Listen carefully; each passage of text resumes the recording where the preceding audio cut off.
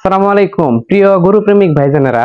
Thumbnail দেখে বুঝে গেছেন আজকে আমি কোন বিষয়ে আপনাদের সাথে কথা বলতে যাচ্ছি।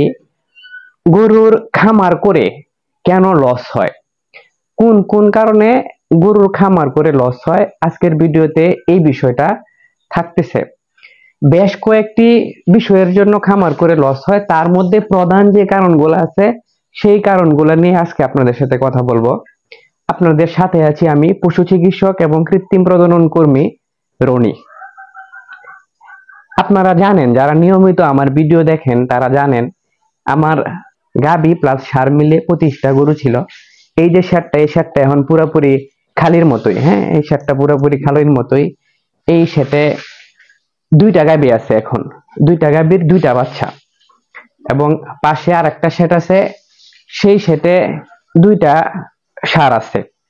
এই বাছুর সহ যদি ধরি তাহলে 6টা গরু আছে। মূলত এখানে 25টা গরু ছিল, 25টার মধ্যে 6টা গরু হয়ে গেছে। এটা কিভাবে হয়েছে এই বিষয়টা আপনাদের সাথে কথা বলবো।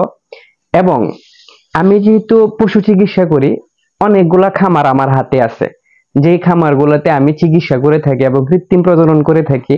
ওই খামারগুলোতেও খামারির কোন বলে খামার করতে গিয়ে লস হয়, এই বিষয়টা আমার এই অভিজ্ঞতার আলোকে আপনাদেরকে বলবো এবং ক্লিয়ার করে বোঝানোর চেষ্টা করব, যাতে আপনারা খামার করে কখনো এই লসের শিকারটা না হন, কিংবা আপনারা খামার করে কখনো যাতে এই ভুলটা আপনারা না করেন। প্রিয় গরু প্রেমিক ভাইজানেরা, খামার করে কেন লস হয় তার মধ্যে প্রধান কারণগুলা নিয়ে আজকে কথা বলবো। তার মধ্যে প্রধান কারণগুলোর মধ্যে একটা কারণ হলো গরু বুঝা না কিনলে। কি করে বুঝা না কিনলে, আপনি কি দেখে ষাঁড় গরু কিনবেন, ঠিক আছে, এই ভিডিওটা দেখে নেবেন। এবং আপনি কি দেখে গাভী গরু কিংবা বকনা গরু কিনবেন, এই ভিডিওটাও দেখে নেবেন। এখন বিস্তারিত এই ভিডিওতেও বলতেছি। আপনি যদি গরু কিনেন তাহলে গরুটা বুঝে কিনতে হবে, আপনার বাজার দেখতে হবে। যদি আপনি গাভী গরু কিনেন তাহলে দুধের বাজারটা দেখতে হবে। আমাদের এখানে দুধ প্রতি লিটার দুধ 70 টাকা, প্রতি লিটার দুধ 70 টাকা। অনেক জায়গায় দুধের লিটার 40 টাকা 50 টাকা। যেই জায়গায় দুধের লিটার 40 টাকা 50 টাকা, সেই জায়গায় আপনি দুধের খামার করে সুবিধা করতে পারবেন না, অটোমেটিকলি লস হয়ে যাবে। এবং অনেকেই আপনার খামার করতেছে, এখন আজকাল দেখা যাচ্ছে হাড্ডি সার গরু কিনা। এখন আপনাদের এখানে যদি মাংসের বাজারজাতটা ভালো থাকে তাহলে হাড্ডি সার গরু কিনবেন, এবং আপনাদের এখানে যদি সারের বাজার ভালো থাকে তাহলে সার মোটা তাজার জন্য গরু কিনবেন। এখন কি দেখে সার কিনবেন, কিনলে আপনার হলো সারটা দ্রুত বৃদ্ধি পাবে এবং দ্রুত আপনার মাংস বাড়বে। এটা আপনাদেরকে দেখানোর চেষ্টা করেছিলাম আরেকটা ভিডিওতে, যারা নিয়মিত ভিডিও দেখেন। এই যে দুইটা সার কিন্তু একই রকম, হ্যাঁ, একই প্রাইজে কিনা, দুইটা সার একই প্রাইজে কিনা। এই সারটার গ্রোথ অনেক বেশি, এটার গ্রোথ দেখাও তো একটু ভালো করে। এটার গ্রোথ কিন্তু অনেক বেশি। পিছনেরটাও দেখাও। পিছনেরটার গ্রোথ কিন্তু এটার মতো এত বেশি না। তো গরু কেনার সময় যদি আপনি, আগের যে ভিডিওটার কথা বলছি, গরু কেনার সময় যদি আপনারা বুঝে কিনেন তাহলে এই গ্রোথের বিষয়টা নিশ্চিত হয়ে যাইতে পারবেন, কোন গরুটাতে আপনার মাংস বেশি বৃদ্ধি পাবে, কোন গরুটাতে মাংস কম বৃদ্ধি পাবে। দুইটা গরু কিন্তু সমান খাবার খাইতেছে। আর একটা ভিডিও দিয়েছিলাম গরুর খাবার দেওয়ার নিয়ম, ওই ভিডিওতে দেখাইছি যে দুইটা গরুকে সমান খাবার দিচ্ছি, কিন্তু তারপরেও আপনার হলো একটাতে গ্রোথ বেশি আর একটাতে গ্রোথ কম। প্রিয় গরু প্রেমিক ভাইজানারা, গরু কেনার বিষয়টা হলো, কেনার আরেকটা বিষয় আছে, যে বিষয়টা হলো অনেকেই আপনারা গরু কিনে থাকেন অনলাইনে। অবশ্যই অনলাইন থেকে গরু কিনবেন না। আপনি জিতা কিনেন কিংবা ঠইগা কিনেন, এটা বিষয় না। আমার ব্যক্তিগত পরামর্শ থাকবে, আপনাদের ভাই হিসাবে ব্যক্তিগত পরামর্শ থাকবে, গরু কখনো অনলাইন থেকে কিনবেন না। সেটা দুধের গাভী হোক এবং ফ্যাটেনিং করার জন্য, মোটা তাজা করার জন্য সার হোক, ভুলেও কিনবেন না। এটা একদম হলো অনলাইনের বিষয়টা হলো গরুর ক্ষেত্রে টোটালি বাটপারি এবং একদম প্রতারণা। আরেকটা বিষয় হলো গরুকে খাবার দাবার ব্যবস্থাপনা।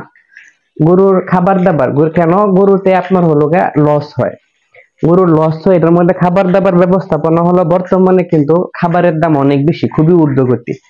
যারা আপনার ঘাসের জমি না করেন, ঘাসের জমি না করে খামার শুরু করে ফেলেন, ঘাসের জমি না করে খামার শুরু করে ফেলেন, ওনাদের অটোমেটিকলি গরু লালন পালন কইরা কিছুটা ঘাটতির শিকার হইতে হবে। কেন ঘাটতির শিকার হইতে হবে?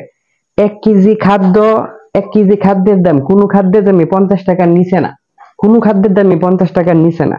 কিন্তু 1 কেজি ঘাস উৎপাদন করতে মাত্র 1.5 টাকা খরচ হয়, প্রায় 1.5 টাকা খরচ হয়।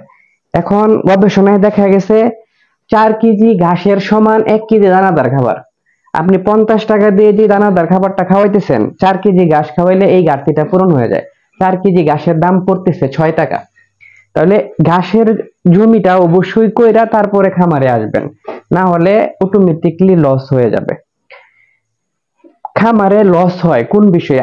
আমার খামারে কি হয়েছে, এই যে বললাম 25টা গরু ছিল, কি হয়েছে এটা আপনাদেরকে বলতেছি।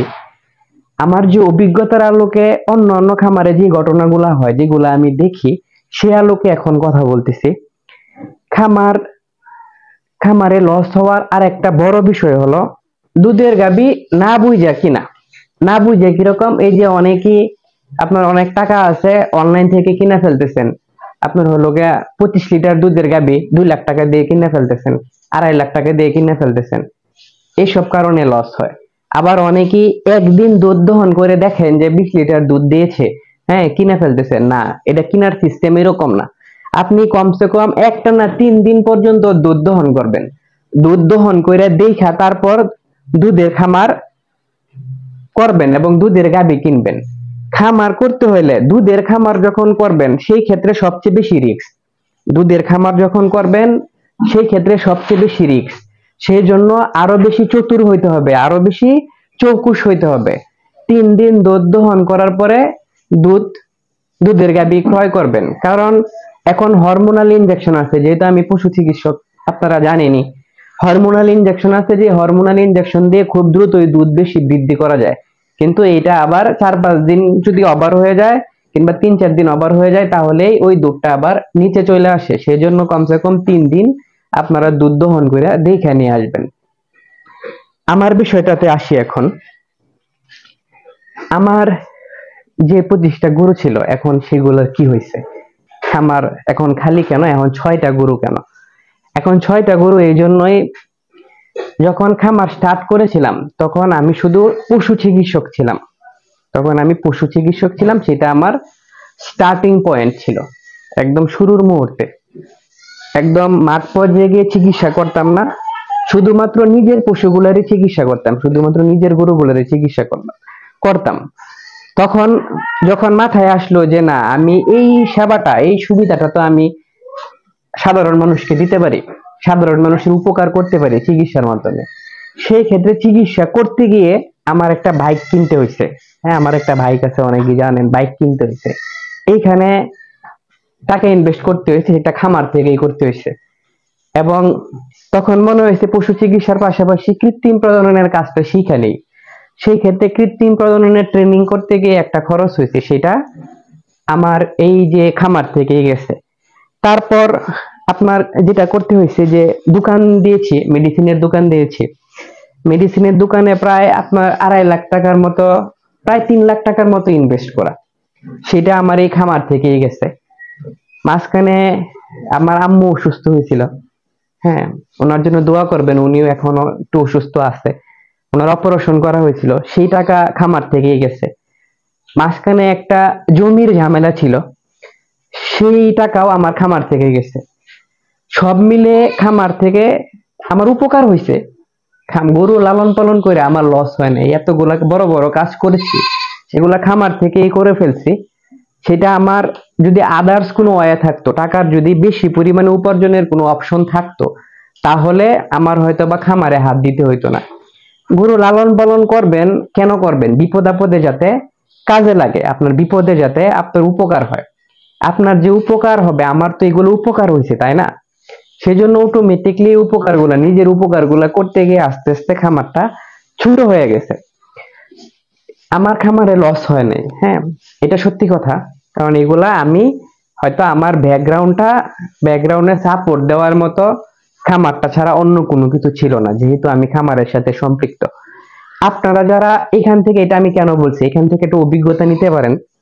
আপনারা যারা খামার ফার্স্ট টাইম শুরু করবেন, গরুর খামার ফার্স্ট টাইম শুরু করবেন, সেই ক্ষেত্রে